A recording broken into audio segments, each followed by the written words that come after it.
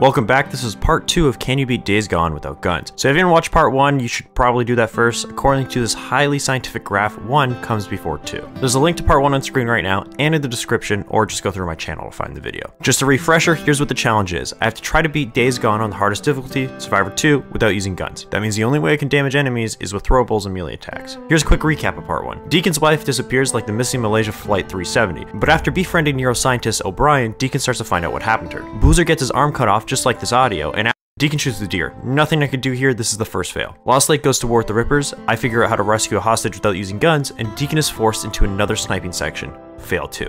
Deacon gives the leaders of the Ripper a rip in his throat, and finds out that Sarah might be alive on the other side of the mountain. After leaving Lost Lake for good, Deacon fights a bear and joins the militia where Sarah might be when he meets Commander Curry, who is wearing the ring Deacon gave to Sarah the night they got separated. Y'all act like you heard of us or something. Because they have. After talking to Curry, Deacon does some snooping around to find info on Sarah when he meets Taylor, a very eccentric dude who is definitely not high as shit. He's also just joined the militia, but he doesn't know anything. I did find a new mechanic. This is the last mechanic in the game that can upgrade my bike, meaning he has the best upgrades. So I can finally get the fastest engine and the largest tank, once I get enough camp credits. After searching for a bit, Curry takes me on a mission. If I do well, he'll let me join the militia. What the fuck is that indent on Curry's head? It's like the exact opposite of the Hitman barcode. This mission starts with them tracking, and it's pretty easy. You do pass a massive horde at one point. This area of the game is way more dangerous than the other areas. All the hordes here are massive. Got to the bandit camp and stealthed my way through it like normal. This guy is not having a good date with his girl. Unless he's super into CBT, then he's having a great date. Curry tells me I'm good enough to join the militia and takes me to their main base at Wizard Island to meet their leader. There's another flashback with Sarah where Deacon proposes to her using the ring Curry has, which is hands down the ugliest ring to propose with. Be a real man, Deacon, and buy that special someone a ring that's unforgettable. Like this one, or this one. Why didn't you pick this unforgettable ring? There's so many options, Deacon. You meet the colonel. He's definitely not a creep. He takes special interest in Deacon after finding out he was in the military and takes you around the camp. Unlike the other camps, this one is more like a military base and is equipped with way more supplies and more personnel. This includes a doctor and 2 scientists working on different methods to fight the hordes of freakers. Before I can meet the first scientist though, the game crashes. Well, kind of. It's worse than a crash. The screen tells me the game is corrupted. I have to delete and reinstall the game to continue. What the fuck? I stopped recording at this point, deleted the application, and then reinstalled it. Thankfully, it did work. I had to go through that long-ass walk with the colonel again, but this time I was actually able to meet the first scientist, Dr. Weaver. He's working on a napalm recipe to take out the hordes. And then I meet the second scientist. Turns out, it's Sarah. She's alive. Now this scene is really weird, and the first time I played the game, I thought the reaction to them seeing each other for the first time in years was just bad, but after rewatching it, I changed my mind. At this point, both Sarah and Deacon know they can't react normally because they're being watched by the militia, but you can still tell they're both barely holding frame. Deacon is just completely stunned, and Sarah is also totally freaking the fuck out. You can tell here when she can't keep her eyes on the colonel. While talking to him, she keeps looking back at Deacon. Now that part I think is good, but I think the way she reacts once they're alone is a little weird. At first it's normal, they even kiss, but after she seems, I don't know, just not as excited as Deacon does, and tells him that she doesn't want to leave the militia because she wants to stay here and focus on her work with the freakers. I think I just expected a bigger reaction, something more like this. Pog. She's alive. Nah, but for real, it just feels like a little flat in my opinion. I mean, finding Sarah is like the whole plot of the game, and some of their interactions after this feel more like they're old friends than they are a married couple. But near the end of the game, it is more natural. With Sarah wanting to stay at the base, Deacon has to blend in, so he starts doing missions around the camp. Forgot to unmute myself here. Nice. Tried to body this freaker and missed. Nice. And then I have to follow the tracks of a wanted man into the cave that all the runners come from. Nice. This cave was a bitch to get through. Fighting runners in packs is very hard because they always keep their distance from me, meaning I can't get close enough for a melee, and they lunge at me very fast, so dodging is very hard. Thankfully, this isn't an area where I have to kill every enemy to advance. I can just run to the next section, which is what I did. Or, I guess, roll to the next section. Whatever, same difference. After I got in between these rocks, the runners couldn't follow me, so I killed them through the crack for some extra XP. When I got out of the cave, there was another rager waiting for me, but I just let him away from my bike so I could get on it safely and dip. Fuck that. I'm not spending another 10 lives trying to kill one enemy. Got ambushed by a sniper and some bandits. I could kill everyone else, but I couldn't kill the sniper. And if I tried to get on my bike, even in the cover of smoke, the sniper would shoot me off before I could start driving. So I said, screw this, and I walked my ass back to camp. Took me like 5 minutes though. It was not fun.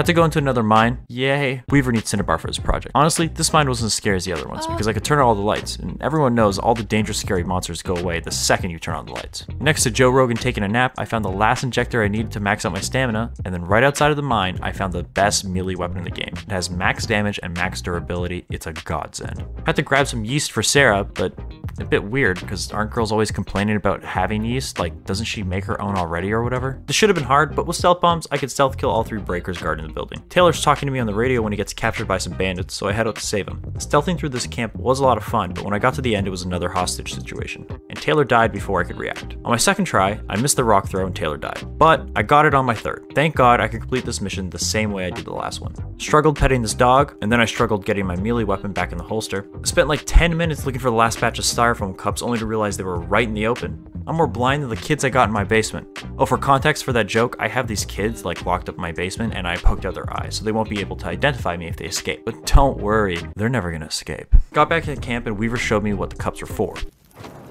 Did another bike chase. This time I set up traps before starting the chase, hoping I'd get some damage in, but I kept missing the target and kept killing myself so I could retry it. Spent more time blowing myself up than I did him. Once again, it was another bike chase that was very hard and I only just beat it. My motorcycle was on life support. Sarah and Deacon head out to a nearby college together so they can find a piece of equipment she needs. Had to fight a small horde in the beginning, but Sarah was giving me cover fire, so it was easy. For the next horde that came, I used a technique I learned playing Shipment in Modern Warfare. Just spawn camp them. I got to do my favorite pastime, beating up some children, and then we got the equipment inside. On the way out of the college, we start getting attacked by some bandits, but with the strongest melee weapon in the game, everyone's a one-shot kill. Even the heavy goes down in just 2 hits. It's kind of ridiculous that on the hardest difficulty, I can kill all these enemies with 1 hit, but you have to remember, at this point in the game, I have my melee skill tree maxed out, so I'm doing a lot of extra damage through skills. Back at the camp, I learned that Taylor is now hooked on Oxy and is guarding the doctor when the colonel comes in and tells me how important keeping the doctor alive is. That's definitely not foreshadowing, right? I can see the future! Sarah and Deacon head out to her old research lab to get another piece of equipment. When we get there, we find out the electric fence is still on. Sarah still has her passcode to get in, and after a bit of snooping, we find out someone's still living here. Turns out it's that asshat from the flashback, Jim, and his homies. They do not want to talk. This part where I had to kill the men on the roof of the cocktails was more annoying than that part in YouTube videos where the creator begs you to like and subscribe to his content. Could never be me though. I'd never do that. Even like sarcastically, I would never do that. This part wouldn't have pissed me off if I just learned how to throw cocktails at enemies and not at the wall in front of me. When we get to Jim, we ask him why he killed all the workers in the lab before taking over, and he says we couldn't take the risk. And I think that might be a very important line. To me, it sounds like he didn't do this on his own accord, but rather the company he works for made him kill everyone and told him to keep watch of the facility. I mean, this place just happens to be a fully sufficient, powered, and defended area. It's very convenient this place was designed to keep working after the world ended and like the perfect place to live after the world ended. He also begs Deacon and Sarah not to go in the back room and says they don't understand why. I really feel like this whole scene is written to imply there's a lot more going on with Jim than we know. Once we get to the back room, we find out that this lab was responsible for the end of the world. Turns out the private pharmaceutical company was doing super evil, shady laboratory stuff like developing a bioweapon. You know, kind of like every other zombie game. And they're doing this behind the backs of researchers like Sarah, which is why she had no idea this was going on. Sarah explains how right before the outbreak happened, one of her coworkers found out that the company was doing something really shady, and that they went to a global conference to whistleblow on the company. But when he got there, he was already infected. So he just ended up spreading the disease to everyone that was there, and eventually got out of control and spread across the world. Deacon and Sarah end up spending a night in the cabin together where things start to get a little hot. Now, I'm gonna be completely honest here, boys, and say that you have to be insanely horny to want to fuck like this, because you know for a fact that neither of them have had a shower in years. Her underpants probably smell like the trash can at the back of a sushi place, and he got enough cheese on his dickhead to supply an Olive Garden with Parmesan for the rest of the month. When we get back to camp, we find out the doctor was killed by Taylor so he can steal more Oxy. Turns out that scene was very obvious foreshadowing. Cleared another camp on my way to Taylor, and I just abused the bull rush skill. It allows me to instant kill enemies if I sprint into them first, and it's super useful. Gave this guy an eye exam before getting to Taylor. High out of his mind, he tells Deacon that he's sorry and that he just doesn't want to hang when he dies. So a normal person would be like, oh, Taylor doesn't want to die. He obviously regrets what he does. He's obviously sick and an addict. Maybe I should help him. Maybe I should just let him go so he doesn't get killed. But nah, Deacon said, fuck that. I want to do it myself. And he just makes him overdose. Sarah's ready to test her weapon and needs Deacon to abduct a kid for the test. So she gives me a tranq gun and tells me where the nearest playground is. That's how I got the kids in my basement too, by the way. When I get there, I can kill all the other kids with my melee weapon, but the one she wants needs to be knocked out. I tried using rocks to stun her. I even tried using smoke bombs, but nothing worked. I had to use the tranq gun to knock her out. Even though this is a special weapon and I only use it here, and even though I didn't kill her, I'm still gonna count this as a fail because it's still a gun. I'm at 3 fails now. Killed the rest of the kids out of rage like a mannequin. and got back to Sarah. She hooked up the kid to her solution and it died. Deacon and the others thought she was working on a weapon, so he thinks it went well, but Sarah not so much. Turns out she wasn't creating a bioweapon to kill them, she was trying to create a cure. She finally agrees to leave the militia with Deacon, but before they can go, Deacon gets called up to help Weaver test his finished napalm. So I head out to a nearby town and get ready to take on a massive horde of zombies. The game gives you max capacity napalm cocktails to help you out, and the town is filled with loot, environmental explosives, and areas I can set traps. After setting up for a bit, I head down to the horde for my first attempt. These new cocktails are insane. They're literally perfect for wiping out these hordes, that's what they were made for. In just 3 throws, I clear out half the horde. This attempt was going well, but well, you know what? I'll just show you guys why legally I only have 3 IQ points. I throw in tractor bomb to try to group the zombies before using another cocktail, but I also want to stay close to the bomb so I can get a good angle for that cocktail throw. So I decided to run towards the bomb. I thought I could pass it before it went off. I have enough time, but I didn't. The blast knocked me down, allowing the zombies to catch up to me. I swear to God, Patrick Star could beat me at Jeopardy. On my next try, I want to use remote bombs, so I put down a bunch of them before getting the horde to chase me. When I detonated the bombs though, it looks like only one went off and not all of them at once, which is what I thought was going to happen. Cleared majority of the horde using traps and the cocktails, almost got killed by one zombie that set off one of my traps early, and I was able to finish off the last few freakers clearing the horde. With fuck ton of loot and the new cocktails, hordes aren't going to be as big as a problem. Got back to camp, but when I went to go check on Sarah, I found out the Colonel has gone full crazy. This is why all Colonels suck, except for Colonel Sanders from KFC. Wait, did he fight in a war? Like, how the fuck is he a colonel? Wait, did we fight a war against chickens or something? Oh my god, did we win or did the chickens win? Ah! At this point in the game, I get 4 missions all at once. One for Colonel, one for Weaver, one for Sarah, and one for O'Brien. Now you can complete these in any order. It doesn't matter because the story doesn't continue until all 4 of these are done. But the O'Brien mission is specifically special, and because of that, I'm doing it last. I'll explain why when I get there, but for now enjoy my skillful driving. First, I head back to the college to pick up an MP3 player for Weaver, but there's a horde chilling right where I need to go. So I leave instead of fighting them and head towards the next objective for Sarah that's nearby. A small portion of the horde was still chasing me when I got there, which made this part way easier because I just let the horde duke it out with the bandits while I looted. Went back to the college and got Weaver's MP3 player without alerting the horde this time. I don't know why he wants this so bad. Maybe he has like a really sick sex playlist on here and he thinks he might be getting lucky with the Colonel soon, so he wanted to be prepared. I don't know. It just seems very stupid to send someone out into a horde just so they can grab your MP3 player. The next mission is a bike chase for the Colonel, and it's the last mission of the game, which means it's going to be the hardest one. I spent a few tries testing and setting up traps to take out a bunch of the biker's health before starting the chase, and I was able to get a setup that takes out almost half of his health if it works properly. This chase is very hard because he does so much damage to my bike that it quickly starts to break down, and the pathing of this chase is more confusing than the lore in Fortnite. How the fuck are Master Chief, Darth Vader, and Spider-Man all in the same fucking game? I don't understand. Tried to cut off the biker during this turn, but I just ended up driving off a cliff. Tried to do a 50-50 grind on the rail, and my bike got stuck. All odd tries ended like those. After one mistake, my bike would be too damaged to keep up with him, and I would just have to restart. Even had my bike fully break a few times. Chased the guy so far, we ended up in a part of the map that wasn't rendered yet, and then back into the rendered part. Got split up from here, and I thought I might be fucked, but somehow he ended up killing himself, even though he had like 15% of his health left. So the last mission out of the 4 is the O'Brien one. Deacon came up with a plan to escape the militia that involves O'Brien picking up Sarah and him from the top of Wizard Island. All Deacon has to do is disable the RPGs and do O'Brien one quick favor. Head into a super creeper cave and collect the samples for a new type of freaker that is more dangerous than any other freaker around. So, no big deal, it should be pretty easy. The reason I'm doing this mission last is so I keep the new freaker from spawning in the open world. Until I'm introduced to him in a mission, he won't spawn in the open. So by saving this for last, it made the last few missions and looting easier. Tried going across this bridge, but the game decided I wasn't allowed to, and that reminded me last time I played this part of the game it was glitched. So I'm assuming it's going to be glitched this run too. Got to the cave entrance, and yeah, I was right. I have no idea why this happens, but it does. Inside the cave seemed normal, except for all the Nero soldiers getting their backs blown up by freakers. Oh, that's why they call them freakers. Found this pile of loot randomly in the middle of this big open area, which definitely means there's not about to be a big boss fight here. I find the last Nero soldier and he warns me of the Reacher, the freaker that did all this, right before he dies. And then the boss fight starts. Or at least, it's supposed to start. I was scared shitless here because the Reacher is supposed to randomly charge towards me out of the dark, but he just wasn't coming. The anticipation started to get to me and I was freaking out a little. I am so fucking freaked out right now. I cannot fucking see it.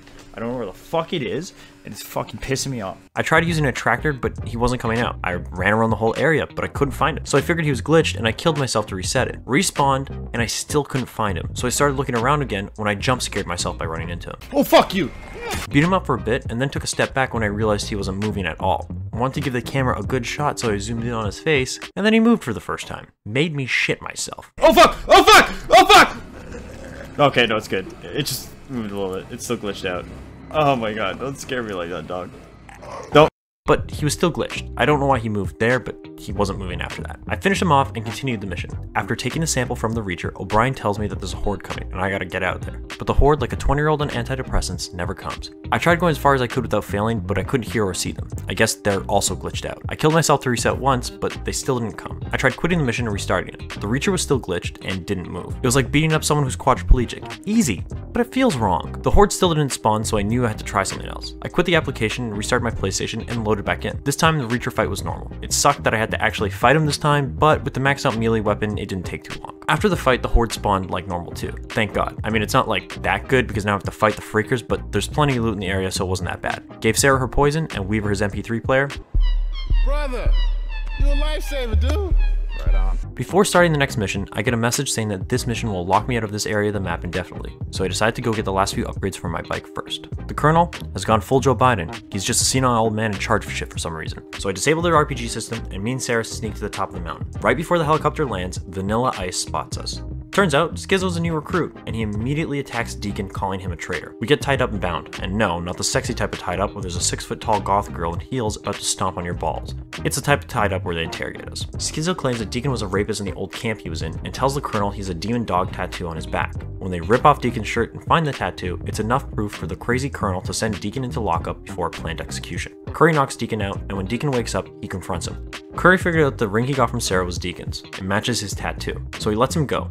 Curry and a small group of men are defecting from the camp now that the Colonel has gone batshit crazy. And before leaving, they tell Deacon that the militia's on its way to attack Lost Lake. I am calling to see if you gave me herpes. On the way there, I crashed into a parked car like in Tina Belcher, and then I got run up on by a Reacher. Had to fight through multiple waves of enemies on the way there. Luckily at this point in the game, I'm an expert at tossing grenades, so it was pretty easy. After dying and then getting some encouragement from my cousin, I was able to lure most of the men into this building where I killed them off one by one. Went through another wave of enemies. These were hard, but with max heals and plenty of throwables, I was still able to do it.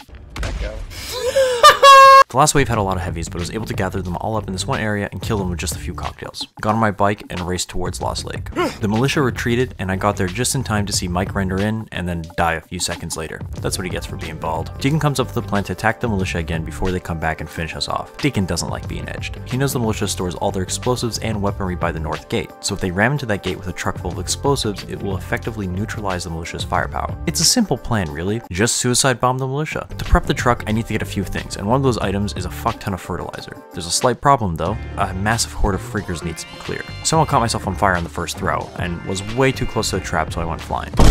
Second try went way better. This area, like most areas with hordes, is full of environmental explosives, but bringing the horde close to a truck and then exploding it really helped. Want to save the rest of my throwables and kill the last few with my melee weapon. At this point in the game, there are only a few missions left, but each one has me fighting a lot of enemies. So in between these last few missions, I spent a lot of time looting. Like, the fertilizer mission from start to finish, including driving to the mission, took about 15 minutes. I then had to spend over double that amount of time just to get some of the loot back, and I didn't even get close to recovering all the loot I had just used in that mission. Copeland radios Deke for some help. They've been attacked by the bandits, and some of their men, including Manny, have been captured. Clearing the camp of bandits was easier than finding a white girl who loves Baby Yoda. Shout out to my girlfriend who's so obsessed with Baby Yoda that I'm convinced she would leave me for him if he was real and if he owned a Jeep. The next part of the mission has me fight another rager. Tried using a smoke bomb to stealth kill a bear, but you can't stealth kill a bear. And after trying to use my melee weapon, I found out this was not as easy as the first part of the mission. Just to put in perspective how much health the bear has, my melee weapon can one-hit most enemies, but the bear won't go down even after 20 plus hits with the same weapon. I knew it was going to be impossible to do this section without wasting gear. I didn't want to, but I had to. The fight was going well until the bear grappled me and I entered a quick time event. And I totally forgot about this, but I got a skill a while ago that gives me a very small chance to instant kill enemies when they grapple me, and I was able to do it this time.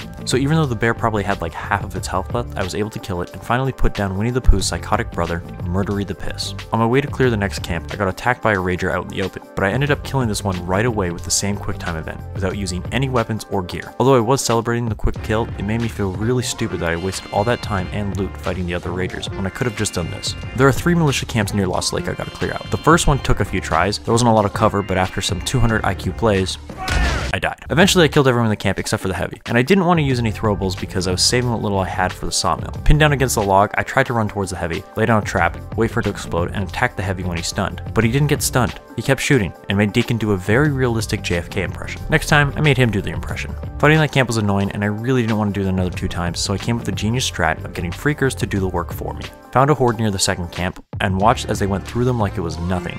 This looks like a scene straight out World War Z. hang on, I think I downloaded the wrong World War Z clip because that guy looks nothing like Brad Pitt, and it looks a lot like my mom's new doctor that she's been referring all her female friends to. For the last camp, I let her reach her into battle with me. He was able to tank all the damage while I started clearing out enemies. With all that done, the second last mission of the game, the sawmill, is next. I'm dedicated to the no-fap lifestyle no matter what. I spent an hour looting before starting the mission and filled up on as much loot as I could. I went around to the other side of the sawmill with the train tunnel and began trapping it up. My plan is to get as many freakers in the tunnel as possible and fill it with traps. As the bombs go off, I'll toss as many cocktails as I can, and hopefully this move will bottleneck the horde and allow me to clear out majority of it. Once I got close enough to the horde, the game spawned them in. And when it did, they started running for the Nero checkpoint I left on. Got to the roof nearby, and here you can see just why the Nero checkpoint being on is a big problem. The freakers are all spread out now, and if they aren't in a uniform pattern or clumped up together, it's going to be very hard to train and use explosives. So I ran to the checkpoint, and they started flooding from every side. Stayed in here for a little bit till I got a decent amount here, popped a stamina cocktail, and then ran like my life depended on it, because it did. If I slowed down for even a moment, I was going to get overrun. Made it to the tunnel with the horde on my heels. They got close enough to activate the first bomb, and then every bomb in the tunnel went off. Oh, it didn't go off in consecutive order. Oh my god, I killed myself. See, when I was planting them, I put them too close together. So when the first one went off, it created a chain reaction that blew up each one, and it almost blew me up too. I just wasted all my explosive traps. I started lobbing some cocktails into the horde, but about halfway in the tunnel, the rest of the horde stopped chasing me. I cleared the stragglers and went to go check out what's going on. I guess the tunnel is the barrier for the horde's range. So when I went directly in, it recalled the freakers that weren't in the front of the horde, the ones that didn't directly see me or get damaged by me. This sucks because it means the tunnel plan wouldn't have worked even if I set it up properly, so there's no point resetting. But it also means I have a way to throttle the horde. If let's say only the front 10% of the horde will follow me into the tunnel each time I do this, then I know I can lead the horde up to the tunnel, go inside when the horde starts to get a little too close, throw a few bombs to clear out the ones that stayed, and then I wait for the rest of the horde to recede before doing it again. I can essentially make sure the horde never overruns me by controlling the flow of zombies. Did this a few times, and it was going great. I'd used a lot of my loot, but the horde was down to like only 20% left. I was clearing out a few remaining guys when my melee weapon finally broke. I forgot to keep an eye on its durability and didn't repair it in time, so I just lost the best weapon in the game, and I have to finish off the horde with my boot knife. With very little loot left, I decided to finish off the horde training them in the sawmill because I knew there was loot inside that I could use to craft more throwables. After another 5 minutes of me throwing bombs, grabbing loot, creating more bombs, and then throwing those ones, I was able to get the horde down to just 3 zombies that I killed with my boot knife, and I finished off the sawmill horde in 20 minutes and with just 1 life. I was very surprised I was able to do this first try. I did lose basically all my loot and my wheelie weapon that I was using to one-hit enemies for the last like 10 hours of gameplay, but still, I was happier than Prince Charles when he found out his mother finally kicked it. Here's where I fucked up though. At this point, I was about 46 hours into this gameplay. Almost 2 whole days. Oh my god, what am I doing with my life? So I really wanted to get this done as fast as possible. Instead of spending the next few hours looting to get a good melee weapon and stockpile throwables before starting the last mission of the game, which I know was going to be hard and very long, I just went in with whatever gear I had after looting the rest of the sawmill. This was a very bad decision. Your name, Dum Dum. A half-rendered Boozer and I headed in on a truck with the rest of Lost Lake following behind. Got to the bridge and Boozer was supposed to jump out, but I guess he wanted to remind Deacon of his time in Afghanistan and chose to suicide bomb the militia. Boozer, more like Boomzer, like boom, like an explosion, because he just obliterated himself. I started fighting some militia where I quickly realized how fucked I was. The new melee weapon I had was basically a wet noodle and took forever to kill enemies. And enemy damage was so high at this point that if I got shot once, I would need to heal. So I was quickly getting low on meds. After dying a few times, I wanted to see if I could just run past these guys, but I can't. If I do, the game fails me. So I have to kill every enemy in this area in order to progress. Look how long it takes just to kill this one heavy. This footage is in 4 times speed, by the way. I'm using a boot knife now because my melee weapon is about to break and I don't have any scrap to repair it. So I'm saving what's left for a worst case scenario where I have to use it. But still, this is a crazy amount of time to kill one enemy. At one point, I had to make it with a guard in the tower, but instead of our mouths touching each other, it was just my knife against his neck. Slowly fought my way up the mountain till I got to the top for one of the hardest sections in the game. So I have very little gear here I can use, because I have to save what little I already have for a part coming up. And there's multiple heavies, a sniper in a tower, plus a few normal dudes. With very little cover, it's hard to get damage done on anybody without being killed by the sniper. It also doesn't help that I'm as dumb as the average anti-vaxxer. I tried running through it, but again, I can't continue unless I kill them all. So on my next try, I figured out the strat. I can kill everyone but the 2 heavies and the sniper by waiting for them behind cover and killing them when they come to flank me. The 2 heavies are going to be the real challenge, because if I advance on one, not only is the other heavy going to start shooting me, but the sniper will too. So I threw a smoke bomb and tried getting some damage in while under the cover of smoke. Remember, I can't stealth kill heavies, so meleeing is the only way to go. After getting one heavy down, I threw a flashbang at the other one to try to close the distance for my melees. but right before I attacked, I got sniped, which stunned me, allowing the heavy to finish me off. I got double teamed, and not the good type of double teamed where you're sore on both ends for the next month. Next try, I was able to get to the same spot, killed one heavy and only had the machine gunner and the sniper left. After getting close enough to the heavy that I could start attacking him, I was relieved because once I started meleeing him, it stun locked him, keeping him from attacking me as long as I kept hitting him. And I thought this would be enough for me to get the kill. But for some stupid reason, the heavy just stopped being stun locked. I was like mid-attack and he just decides not to be hurt anymore. He shot me point blank. First time that happened the whole run. I don't know if it was a glitch or something, but it fucked me. No! No! No, no, no, no, no! A few tries later, and I was finally able to kill him, but I used more gear here than I wanted. I just caved and used a trap while fighting up close, but using that trap was very risky. I need as much gear as possible for the next few fights. The fight to the bottom of the cave was easy. With bull rush and rock throws to stun enemies, I instant killed most of them. Once I got to the bottom, there was another hostage situation, this time with Schizo and Weaver. I tried a rock, but it didn't work. I tried running down there, but that didn't work either. Once again, there's a short timer. I tried throwing a bunch of different things down there, but each time I would fail before the item even hit the ground, and that's when I realized what's happening. There is some sort of invisible barrier right in front of Schizo, and if anything other than a bullet goes through that, I will fail and we get a cutscene of Weaver being killed. Even when I threw something super high up, something that would have just gone past Schizo and Weaver, I still failed the second the item passes that invisible barrier. Now my only guess as to why this hostage situation is coded differently is because of the continuity in the scene. If you fail, it ends with a specific cutscene, and if you succeed, it ends with another one. So in order for the game to have proper continuity, the game forces you to complete this part in this way. So I used my gun and got my fourth fail. Schizo needs to be shot in the head by Deacon because a bullet has to hit Schizo's helmet, making it fall off before he runs away. If you do anything else, this cutscene wouldn't make much sense. He'd never lose his helmet. At least that's my guess as to why it's coded that way. I don't really know. Down here is the last real fight of the game. You get surrounded by a bunch of enemies, a lot of heavies. But I've been saving up my gear for this very fight. Honestly, I don't know if this part would have been possible if I didn't have all this gear to throw. But because I did, I was able to get through it, and like pretty easily. Knowing it was the last fight of the game, I had nothing holding me back, so I just threw everything I had at these guys. After doing the most epic of boss fights, a quick time event, I don't know why they did this, I don't know why they didn't have you fight Schizo, but here you go. Just mash one button quickly and you get to kill the main villain of the story. Like, what? Whatever. I killed Eminem like MGK killed his career. I'm just joking. MGK got his scrawny ass bodied so hard he went from making shitty rap to even shittier pop punk. All that's left is the Colonel, but Sarah already poisoned his drink. So it's just a short cutscene of him dying. Got outside to find out that Boozer didn't die. I think the game writers were kind of pussies here for letting him live. I think the explosion should have definitely killed him, but whatever, no big deal. With the militia defeated and Deacon reunited with his wife, I finally beat Days Gone with no guns. Okay, so 4 fails isn't that bad. Honestly, I thought it was going to be way more, so I'm kind of glad it was only those few times. Total gameplay was 49 hours, 17 minutes, and 34 seconds. Shout out to the few people that kept me company while I streamed this live on Twitch at twitch.tv/crispy645. One quick thing I want to mention before I cut. The people who've played this game probably already noticed that I had my patches on. Patches are permanent buffs you can get from completing minigame challenges. For example, there's a buff to increase your overall health.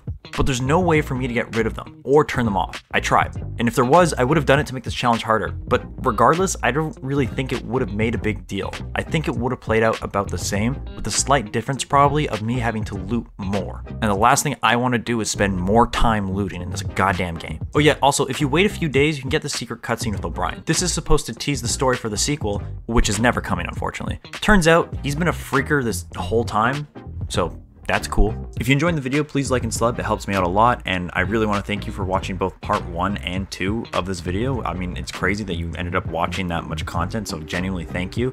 Actually, to help me out, let's do a little trick on everybody who didn't watch this far. Comment down below, hey Chris, video was great, but it was a little weird that you started talking about your My Little Pony white special sauce collection. I don't want to know that. Keep that information to yourself, please. I think if enough people say something along those lines, it will confuse anybody who goes into the comments, and then they're going to probably desperately scrub through the video trying to find that, but it's not there. It's not there. Anyways, I don't know, stupid thing, whatever. Thanks for watching once again, peace.